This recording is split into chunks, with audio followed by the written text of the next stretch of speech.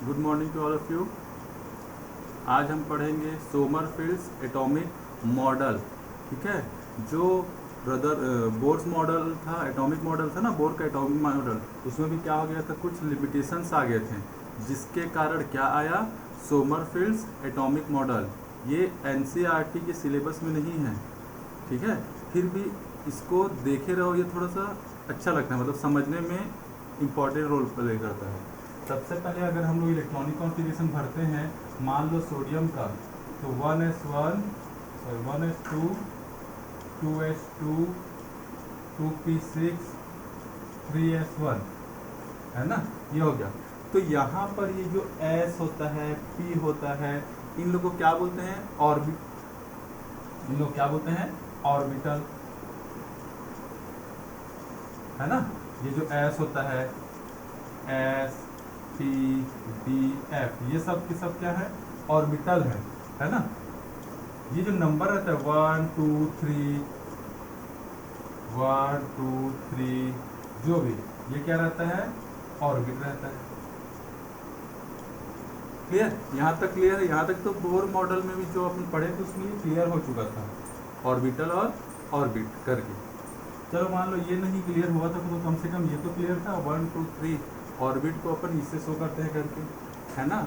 तो जो Sommerfeld atomic model है, उन्होंने क्लियरली बताया कि s ऑर्बिटल, p ऑर्बिटल, इनका स्ट्रक्चर कैसा होता है। और अगर मैं ये बोल रहा हूँ कि इलेक्ट्रॉन इन ऑर्बिटल्स में मूवमेंट करते हैं करके, है ना, तो वो कैसे मूवमेंट करते हैं उसको एग्जैक्टली कौन बताया, सोमरफेल्ड्स। ये साइंटिस्ट है ना पूरा, ये क्या है, एक साइंटिस्ट है, सोमरफेल्ड्स एटॉमिक मॉडल। क्लियर। तो ये जो अपन पढ़ते हैं ना, एस पी, इन्होंने ही ये सबको बताया था। तो अभी एक एक करके उसके बारे में डिस्कस करते हैं। चलो,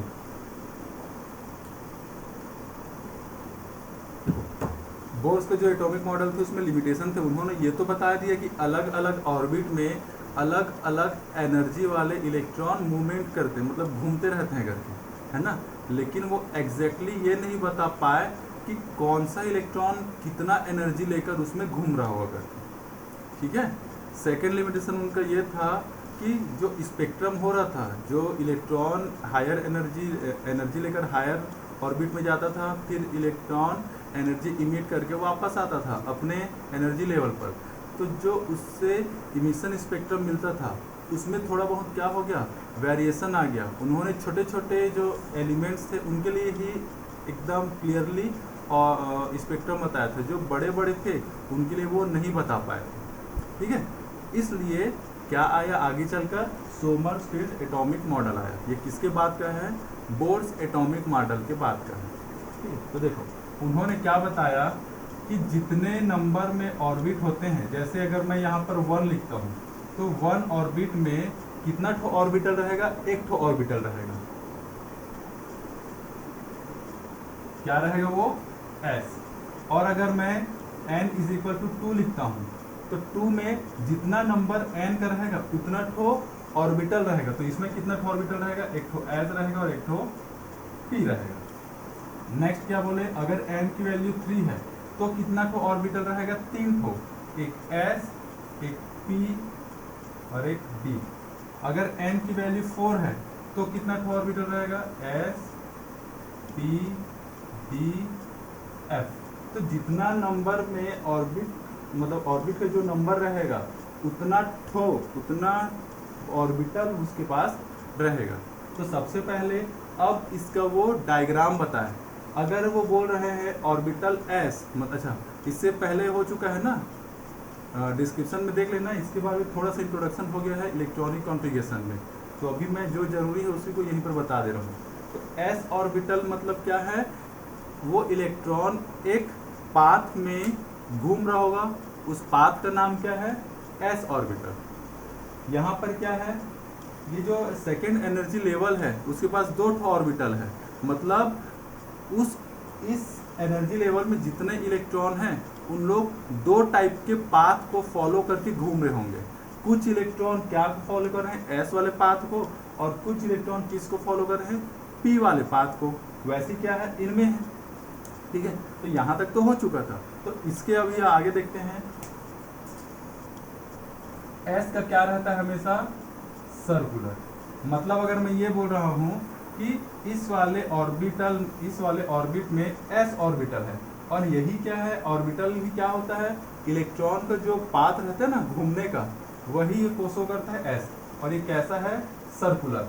मतलब यहाँ पर जो भी इलेक्ट्रॉन है उन लोग कैसे घूम रहे हैं, सर्कुलर। मतलब एस ऑर्बिटल में जितने इलेक्ट्रॉन रहेंगे वो एग्जैक्ट क्या करेंगे, सर्कुलर पाथ में ही घूमेंगे। ये हो गया हमारा न्यूक्लियस, ये हमारा क्या है, न्यूक्लियस।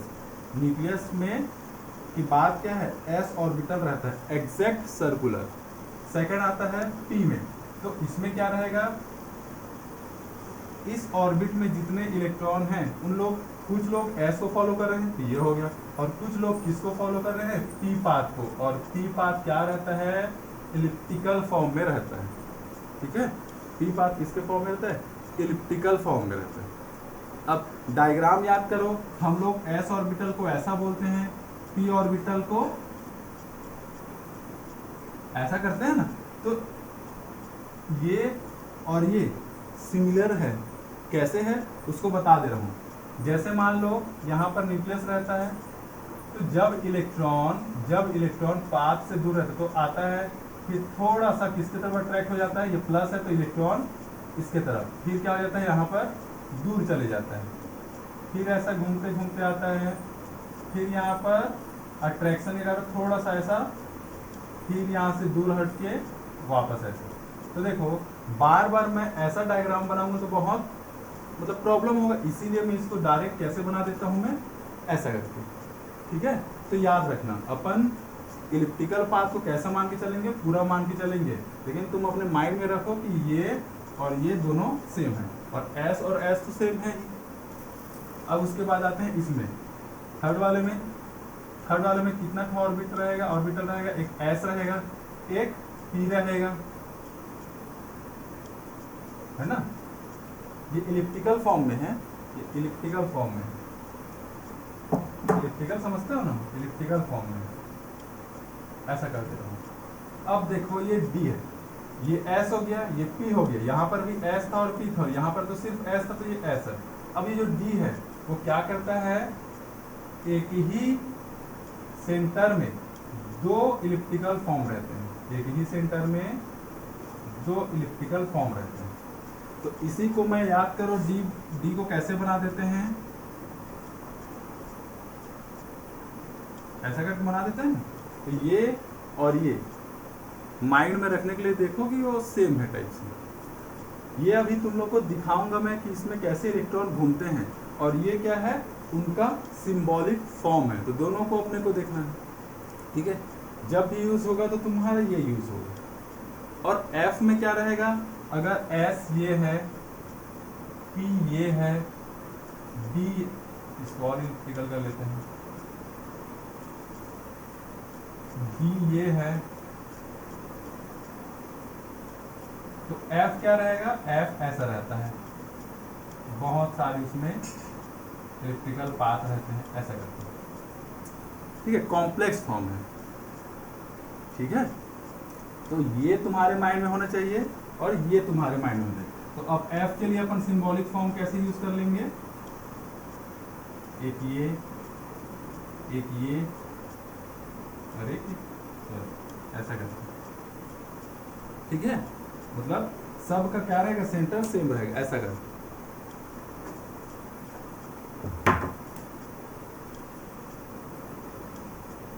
ये हो गया, ये हो गया और ये ऐसा कर। ठीक है, तो ये हो गया एस, ये हो गया पी, ये हो गया डी, ये हो गया एफ। ये है सिंबॉलिक फॉर्म, सिंबॉलिक फॉर्म है। ये क्या है, मोशन फॉर्म।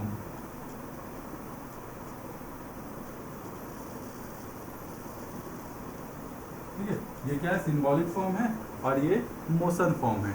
ये क्या है, ऑर्बिटल का नाम, और ऑर्बिटल होता क्या है, इलेक्ट्रॉन का पाथ होता है जहां पर वो रोटेट करता है। ये क्या है, ऑर्बिट।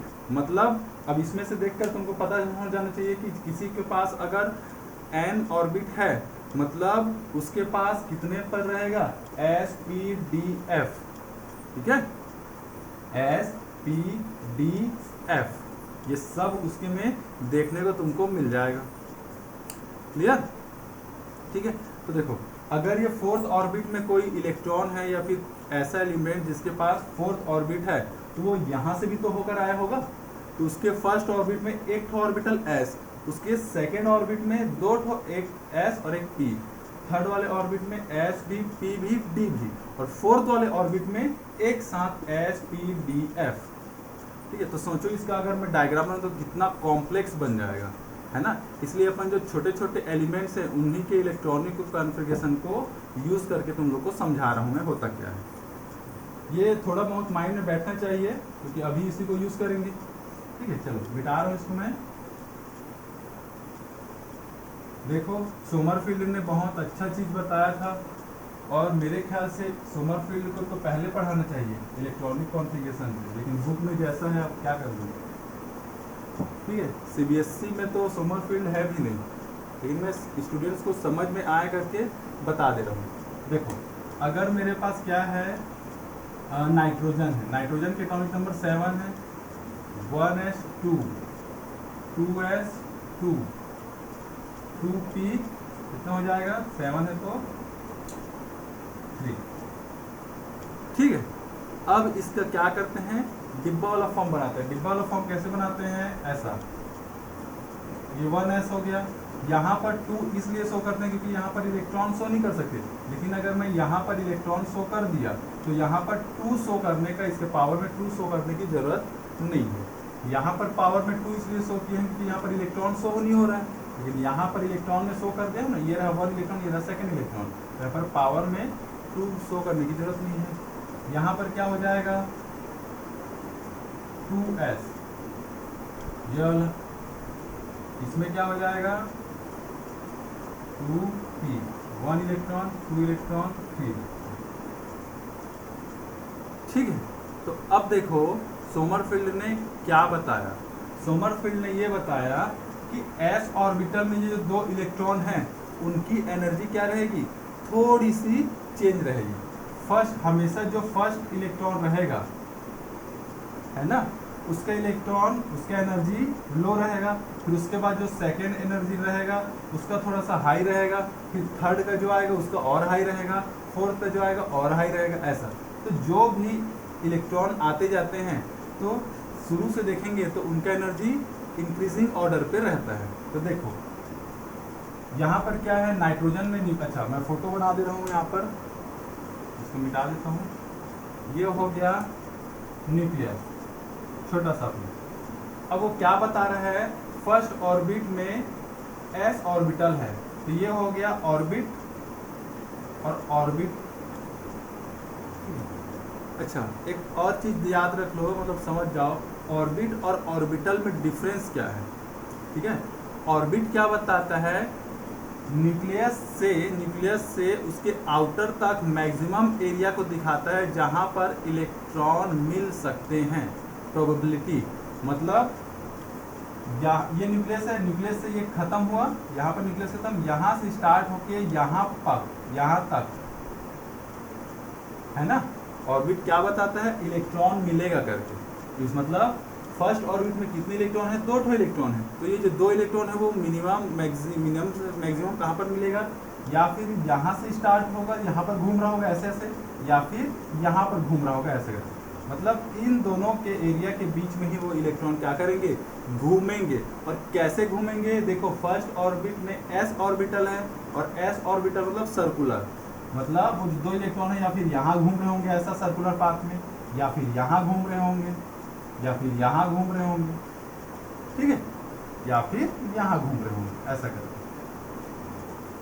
इससे बाहर नहीं जाएंगे, क्यों, क्योंकि हमारा जो ऑर्बिट है वही बता देता है उसका मैक्सिमम एरिया इलेक्ट्रॉन का, कि इस यहाँ तक ही वो घूमेगा करके। तो न्यूक्लियस से यहाँ के बीच में वो कहीं पर भी घूम सकता है, लेकिन कैसे घूमेगा, देखो फर्स्ट ऑर्बिट में s ऑर्बिटल है, s ऑर्बिटल मतलब सर्कुलर ही घूमेगा। क्लियर, चलो अब बात आई, यहाँ पर 2 इलेक्ट्रॉन है, तो फर्स्ट इलेक्ट्रॉन का क्या रहेगा, एनर्जी थोड़ा सा लो, और सेकेंड इलेक्ट्रॉन का क्या रहेगा, एनर्जी थोड़ा सा हाई रहेगा। तो अगर मैं यहाँ पर न्यूक्लियस बनाकर इलेक्ट्रॉन को ड्रॉ करता हूँ ऐसा करके, ठीक है, तो जाहिर सी बात है ये इलेक्ट्रॉन और ये इलेक्ट्रॉन जिस स्पीड से घूम रहे होंगे, थोड़ा सा स्पीड क्या रहेगा उनमें, डिफर रहेगा, और वो किसके कारण रहेगा, एनर्जी के कारण। वरना दोनों का स्पीड सेम रहेगा तो दोनों टकरा तो जाएंगे ना आपस में, ठीक है, क्योंकि इलेक्ट्रॉन इसमें तो पहले ऐसे ही रहेगा, 2 इलेक्ट्रॉन है मतलब है, तो थोड़ा सा एकदम माइनर सा डिफरेंस रहेगा, उसको तुम्हारे समझने के लिए बता रहा हूँ, थोड़ा सा क्या रहेगा, एनर्जी में डिफरेंस रहेगा, जिससे क्या रहेंगे हम लोग एक फिक्स पाथ में लेकर वो घूमते रहेगा कंटिन्यूसली, ठीक है, ऐसा करके। अब देखो ये था तुम्हारा s ऑर्बिटल, अच्छा n = 1, और ये क्या है सर्कुलर में s ऑर्बिटल। अब आता हूँ 2s में, 2s में क्या हो जाएगा, ये वो एरिया है ऐसा करके, n = 2, ये वो एरिया है जहां पर कौन कौन घूम रहे होंगे, s ऑर्बिटल में 2 इलेक्ट्रॉन घूम रहे होंगे और p ऑर्बिटल में 3 इलेक्ट्रॉन घूम रहे होंगे। तो कैसे घूम रहे होंगे, ये देखो, इसको मैं यहाँ इसमें ड्रॉ कर देता हूँ, ये हो गया, ठीक है, ये है s का, और p में कैसे घूम रहे होंगे, देखो इस एरिया को मुझे क्रॉस नहीं करना है ना, ये वाला एरिया जो है ना, ये वाला, उसको मुझे क्रॉस नहीं करना है। कहाँ तक इलेक्ट्रॉन घूम रहे होंगे, इसी के अंदर में कैसा घूम रहा होगा, एक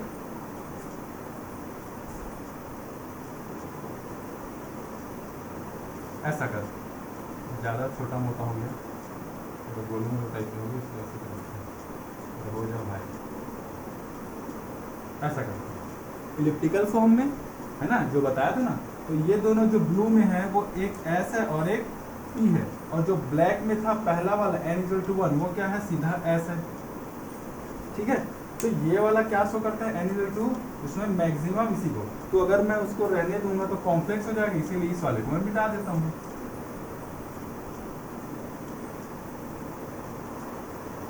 ऐसा करके, ठीक है। तो ये क्या हो जाएगा, n = 2, और n = 2 में क्या क्या है, s है, ये पहला वाला जो सर्कुलर है वो s है, और ये जो इलिप्टिकल है वो क्या है, p है, और जो मैक्सिमम एरिया था उसको तो मैं मिटा दिया हूँ, ये मत बोलना कि अब ये इससे बाहर कैसे आ गया करके, है ना, वो जो मैक्सिमम एरिया था वो भी सर्कुलर था, तो उसको मैं मिटा दिया हूँ ताकि कॉम्प्लेक्स फील मत होगा, ठीक है।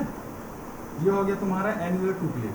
अब यहाँ पर क्या है, अच्छा इसके लिए तो ये हो गया ना कवर, तो देखो अब इलेक्ट्रॉन कैसे, 2 इलेक्ट्रॉन 1s2 में घूम रहे थे, तो ये 2 इलेक्ट्रॉन हो गया। अब 2s2 मतलब ये जो सेकेंड था, ये जो सेकेंड वाला में था s ऑर्बिटल, उसमें 2 इलेक्ट्रॉन घूम रहे थे, तो मैं 2 इलेक्ट्रॉन डाल देता हूँ इसमें ऐसे करके, ऐसा। अब 2p3, तो जो सेकेंड वाले का जो p था, ये है ना सेकेंड वाले का p है, ये वाला, तो उसमें कितने इलेक्ट्रॉन है, 3, तो उसको कैसे कर देता हूँ, ऐसा कर, दिखाने के है कि इसको कहीं भी ड्रॉ कर सकते हो, ठीक है, क्लियर।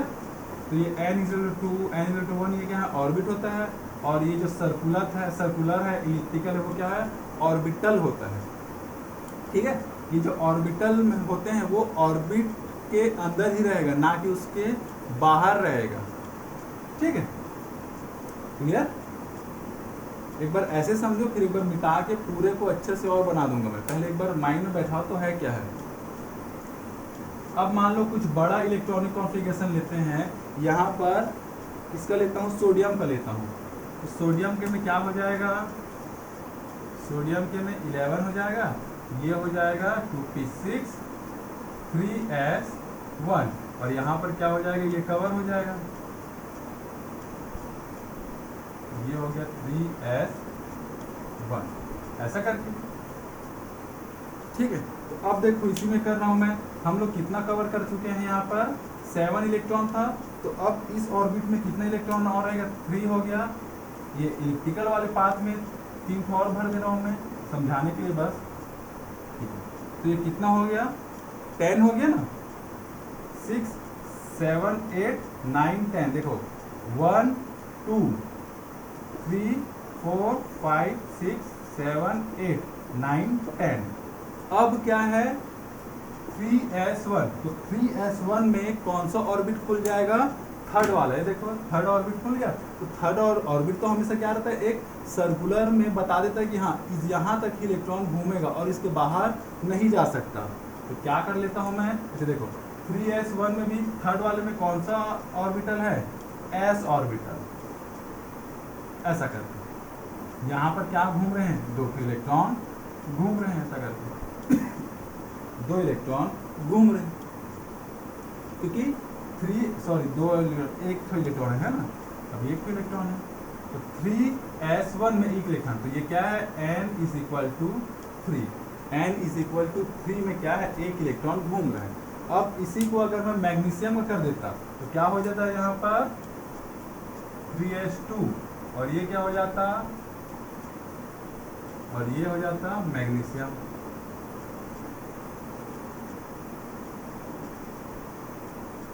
ऐसा क्लियर? तो अब क्या होता है इसमें? एक इलेक्ट्रॉन और बढ़ा देते अपन, ठीक है। अब बात आती है मैग्नीशियम से ऊपर वाले एल्यूमिनियम। अगर मैं एल्यूमिनियम को करता हूं तो यहाँ पर क्या आ जाएगा? 13। यहाँ क्या हो जाएगा? Al। यहाँ क्या हो जाएगा? 3p1। तो यहाँ क्या बढ़ जाएगा? 3p और एक इलेक्ट्रॉन, ऐसा क्लियर? तो ये जो 3p है वो क्या बता रहा है कि थर्ड ऑर्बिट में s ऑर्बिटल थे, उसमें तो अपन भर लिए, उसमें p भी है। तो p का याद करो फॉर्म कैसे रहता है? इलिप्टिकल। तो इलिप्टिकल कैसे रहेगा?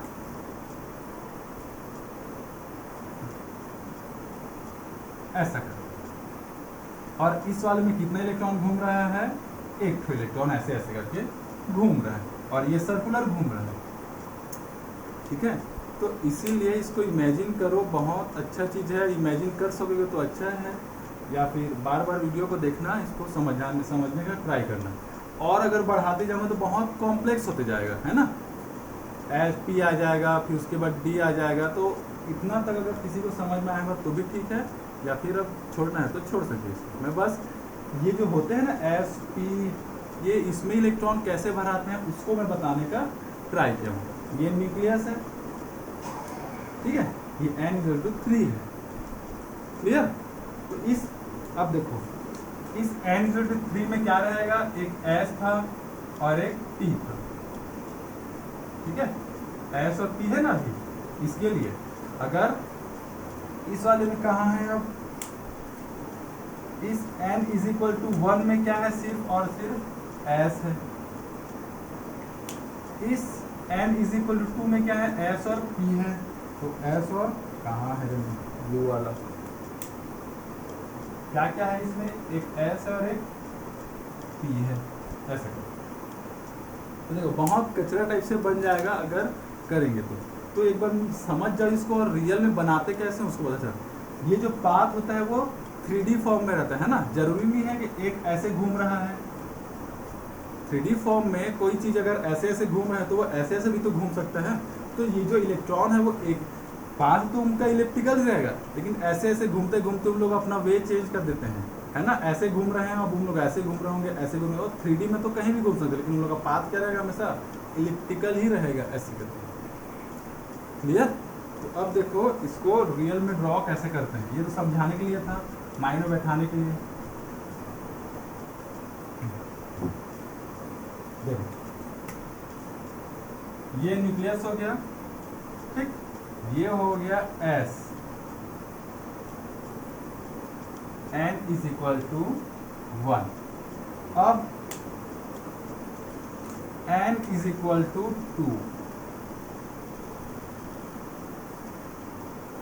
ठीक है।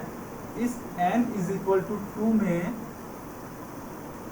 क्या रहेगा? एक S रहेगा जो कि ये दिखा दिया, और एक P भी रहेगा। तो P कैसे दिखाऊं मैं उसको? ऐसे करके,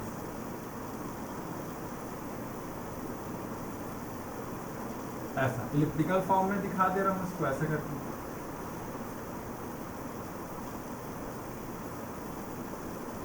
ठीक है, ये क्या है? S, ये क्या है? p, और ये क्या था इसका ऐसा ही हो तो गोल गोल दिख रहा है। अब n is equal to 3, n is equal to 3 के लिए क्या हो जाएगा,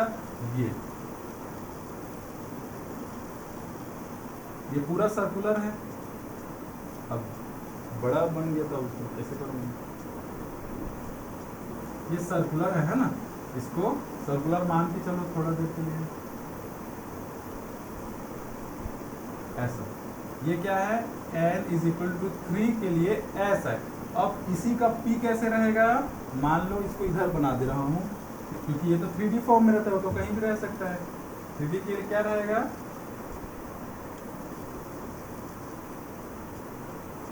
ये कोई ऑर्बिटल दूसरे के पाथ को नहीं काटता है ना। अरे यार कैसे कर रहा है, ऐसे करके मान लो, ठीक है। तो ये क्या है, P है, ये क्या है S है, ये क्या है S, और ये क्या है P, और इसके लिए ब्लैक में तो जो है वो S है ही, ठीक है, क्लियर।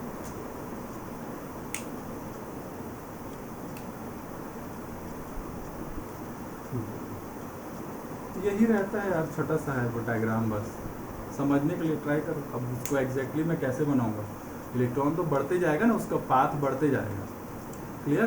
तो सोमरफेल्ड ने ऐसे ही बताया था। अब ये जो फोटो रहता है उसी को मैं इलेक्ट्रॉनिक कॉन्फ़िगरेशन में कैसे डालूंगा कि हाँ भाई इस वाले में 2 इलेक्ट्रॉन घूम रहे हैं, इस वाले में इतने इलेक्ट्रॉन घूम रहे हैं, तो इस वाले के फर्स्ट ऑर्बिट के एस ऑर्बिटल में 2 इलेक्ट्रॉन घूम रहे हैं तो मैं ऐसा लिखूंगा। फिर देखूंगा कि अब तो उसमें ऑर्बिटल है ही नहीं, तो सेकेंड ऑर्बिट में चले जाऊंगा, सेकेंड ऑर्बिट में एस और पी है, तो एस में कितने इलेक्ट्रॉन घूम रहे हैं, 2 लोग, फिर उसमें पी में कितने 6 इलेक्ट्रॉन घूम रहे हैं इसी पाथ में, तो मैं 6 लिखूंगा। ऐसा कर करके समझने का ट्राई करना इसमें, ठीक है। बस इमेजिन करने का है, इमेजिन हो गया, समझ में आ गया तो अच्छी बात है, नहीं आया तो भी अच्छी बात नहीं है, लेकिन चलेगा, कोई बात नहीं, ठीक है। तो ये था तुम्हारा सोमरफेल्ड का एटॉमिक मॉडल। अच्छा, जितने भी इलेक्ट्रॉन पाथ बनाते घूमे वो 2D में नहीं घूमेंगे, 3D में घूमेंगे, मतलब ऐसे ऐसे घूम सकते हैं, ऐसे ऐसे कहीं पर भी घूम सकते हैं, ठीक है, क्लियर। चलो, ये था तुम्हारा सोमरफेल्ड एटॉमिक मॉडल, क्लियर। तो अब इस फील्ड से, इस थ्योरम से पूरा जो कॉम्प्लेक्स हो जा रहा था ना, बोर जिसको बता नहीं पाया था कि एक एक इलेक्ट्रॉन का एनर्जी कैसे रहेगा। देखो, इस इलेक्ट्रॉन का एनर्जी 2s में जो इलेक्ट्रॉन है उनका एनर्जी कम रहेगा किसके कंपेयर में, 2p में जो इलेक्ट्रॉन है। अब बात आती है इन्हीं के, तो जो सीधा सीधा भराया है उनका एनर्जी कम रहेगा किससे, जो इसी ऑर्बिटल में उल्टा भराया है, क्लियर। अब उसके बाद इन दोनों में ये जो सीधा भराया है ये वाला इलेक्ट्रॉन और ये वाला इलेक्ट्रॉन, इनमें ये जो पहले सीधा भरा है उसका एनर्जी क्या रहेगा, कम रहेगा किसके कंपेयर में, जो सेकंड वाला इलेक्ट्रॉन है उसके कंपेयर में, ठीक है। तो कौन बताया था, सोमरफेल्ड ने यही सब चीज़ बताया था, और जिसके कारण इलेक्ट्रॉनिक कॉन्फ़िगरेशन ऐसे ही भराते जाएगा, ठीक है, क्लियर। तो अपने को कैसा पता चलेगा कि कौन से ऑर्बिटल के इलेक्ट्रॉन का एनर्जी ज़्यादा है कि कम है, तो इसके लिए क्या है, n+l रूल, मिटा दे रहा हूँ इसको, n+l रूल। देखो, अगर मुझे ये देखना है कि यहाँ पर 2s2 में जो इलेक्ट्रॉन है वो 2p6 के इलेक्ट्रॉन से बड़ा है कि छोटा है, ऐसा करके, ठीक है। तो देखो 2s मतलब इस ऑर्बिटल में जो इलेक्ट्रॉन आएगा है ना, उसका एनर्जी जाहिर सी बात है इस ऑर्बिटल में जितना एनर्जी रहेगा उसके इक्वल रहेगा, तभी तो उसमें जा रहा है वो, ठीक है। अगर 2p में कोई इलेक्ट्रॉन जा रहा है तो उस इलेक्ट्रॉन का एनर्जी उतना रहेगा जितना p ऑर्बिटल का एनर्जी होगा, तभी तो वो उसमें घूमने जा रहा है, क्लियर। इसको कैसे निकालेंगे, 2s, s का वैल्यू क्या हो जाएगा 2 प्लस s का वैल्यू 0, p का वैल्यू 1, d का वैल्यू 2, f का वैल्यू 3, ठीक है, क्लियर। तो s का वैल्यू क्या होता है 0, तो इसको मैं क्या डाल दिया 0 इज इक्वल टू क्या आ गया 2। अब मैं देखता हूँ 2p का, और तो n का वैल्यू क्या हो गया 2 है ना, p का वैल्यू क्या होता है 1, इसका आंसर क्या हो गया 3। तो देखो 2s ऑर्बिटल का जो एनर्जी है वो क्या आया 2, और 2p ऑर्बिटल का जो एनर्जी है वो क्या आया 3। मतलब ये ऑर्बिटल लो एनर्जी है किसके कंपेयर में, इस ऑर्बिटल के कंपेयर में। ठीक, मतलब इस ऑर्बिटल में जो इलेक्ट्रॉन आएंगे उनका एनर्जी लो है किसके कंपेयर में, 2p में जो आते जाएगा। क्लियर? ठीक है, इसी को क्या बोलते हैं, n+l रूल। इसी को क्या बोलते हैं, n+l रूल। यही थ्योरम क्या है, n+l रूल। इसी के थ्रू क्या निकालते हैं अपन, ऑर्बिटल का एनर्जी निकालते हैं। अब देखो, अगर कहीं पर जैसे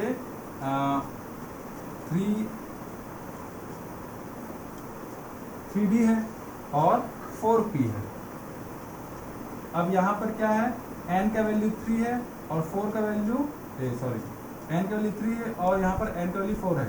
तो इसके लिए अगर मैं n+l रूल से ऑर्बिटल की एनर्जी निकालूं तो क्या हो जाएगा, 3 + 2 क्या आ गया 5, और यहाँ पर 4 + 1 = 5। तो भाई अब दोनों में एनर्जी क्या हो गया, सेम हो गया, दोनों का वैल्यू क्या आ गया, सेम आ गया ना।